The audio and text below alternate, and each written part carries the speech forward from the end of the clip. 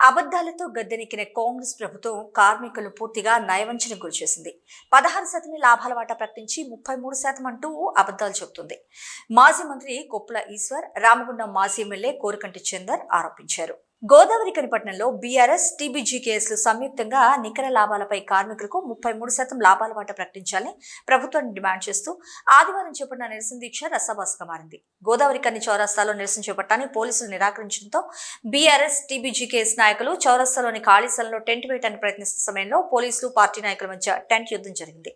ఇద్దరు చెరోపక్క టెంట్ ని లాగుతూ రచ్చ చేశారు. చివరకు టెంట్ వేయకుండా పోలీసులు అడ్డుకోవడంతో వారి చర్యలను నిరసిస్తూ మాజీ మంత్రి కొప్పుల ఈశ్వర్, రామగుండం మాజీ ఎమ్మెల్యే కోరికంటి చందర్, మాజీ జిల్లా పరిషత్ చైర్మన్ పుట్టా మధు, ఎమ్మెల్యే కోవాలక్ష్మి, మంచిర్యాల మాజీ ఎమ్మెల్యే దివాకర్ రావు టెంట్ పై కూర్చొని మరీ నిరసన చేపట్టారు. ప్రభుత్వ చర్యలను ఖండిస్తూ పెద్దపెట్టిన నినాదాలు చేశారు.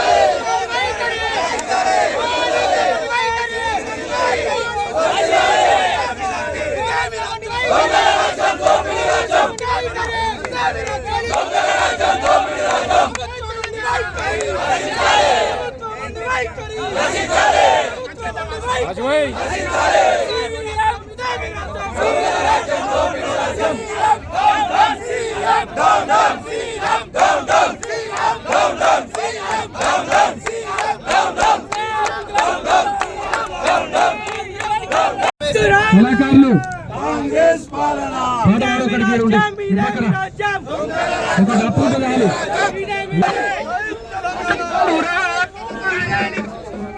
మురిపించి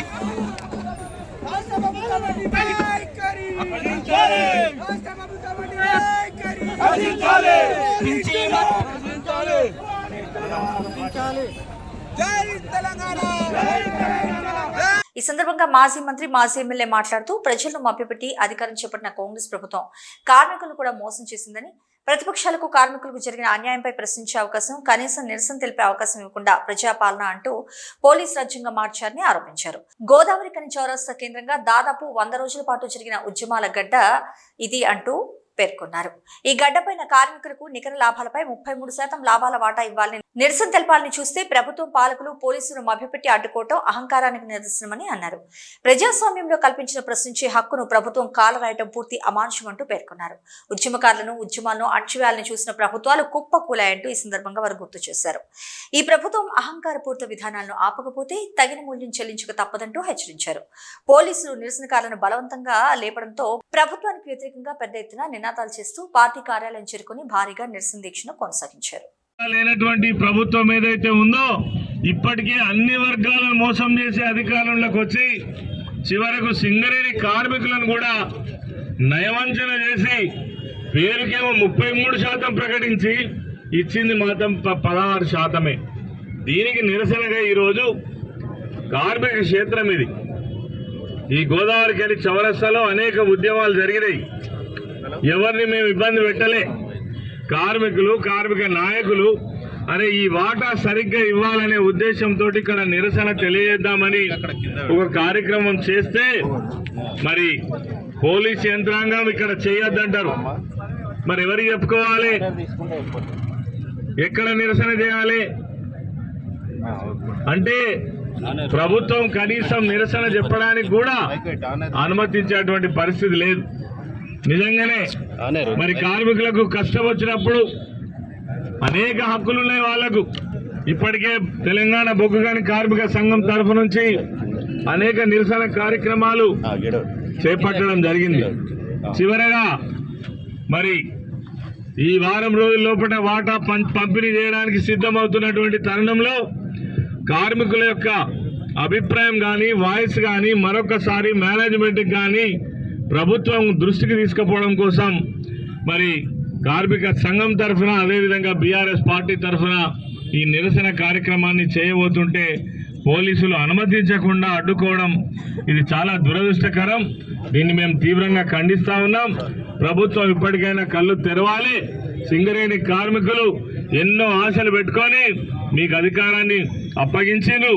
అప్పటికే మరి కేసీఆర్ గారు వచ్చిన తర్వాత అనేక సమస్యలకు పరిష్కారం చేసినటువంటి ప్రభుత్వం మన కేసీఆర్ గారి ప్రభుత్వం.